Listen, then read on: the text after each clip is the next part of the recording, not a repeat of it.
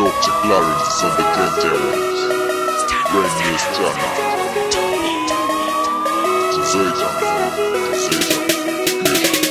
Andizimele zvanga ndiri botsano andite zvemabattles leta mashots anobuda kwimbirwa freestyle tailotsano listen nachinwa mamba neboys zangu kapana shopano kisha izihobo batadakwa kudhara bhaki rangu rakuwana ungendopiwa mahara izwaka sketch majokes pakesha nimbotamba ndiri kutora mari dzenyu mafriends takatojamba listen mari nyowani muzimbabwe iri kunyorwa ansa cause dhara dzacho takadzishafa kuglenora saka taurai nagona yokuzoona inini cause handizi mene zvakangoba ndiri botsano makushamiswa toita mari zvakare asi ndimaimbotaura magitara padhare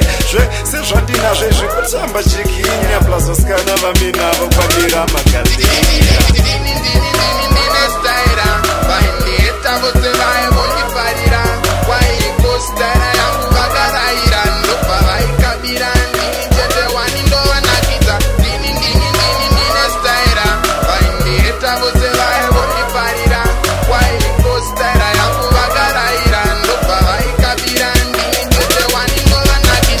tanga kusvika mesi maisambondipuhwa zvinoizvi mudzimba dzenyu ndatopike makuhwa taziya zvakaita mari tangoshandisa macheki taneta netumarepa twawandisa twefeki I'm now a grown man doing grown man things ndakutora sikana venyu sidi rangu muchitenga zvinhu zvisina mari please return to sender chazoire cash records mesichapa kutenda ndakabva from nyora tsamba ndakushandisa mafoni from zvemagirlfriends takuvakamisha from wawa unodhaka tatenga unonaka from kutsvaga joina undini ndakuspaka from kurarama loji natatamba hotera kwese kwatiri kuenda hototimomotera from corporate to gangster to being respected by ministers handisi mene zvangu bandiri botsano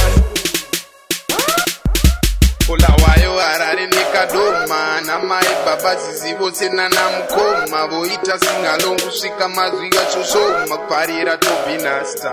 ungotiona vanomhanyisana isusu tisu timumbe tichautorawo mukombe isusu tisu timumbe tichautorawo mukombe ndine stayera vaineta vose vaivondifarira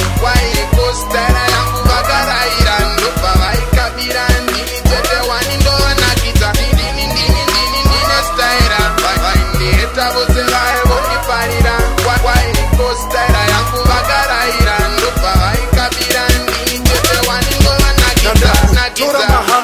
ndichara ma-thousands vanhoba ndisingazive they all sang with your cousins from a city to city told you stanaka spouses that's why my baby hoba down the face of my trousers my big dreams being backed up by big actions life it is smooth isn't affect when my sanctions upenyu wangu ndikurarama vacation more money more women you need a radar for my location now yasvika nguve chimundipewo nzeve cause dai pasina mike ndakangofanana newe look ma told you I'd make it ndakunganidza vanhu chiburitsikopa tivisa namagwama nakanu ndogara nchingosipakwa cause everyday chishanu unobvara paweekend zveda zvina muganu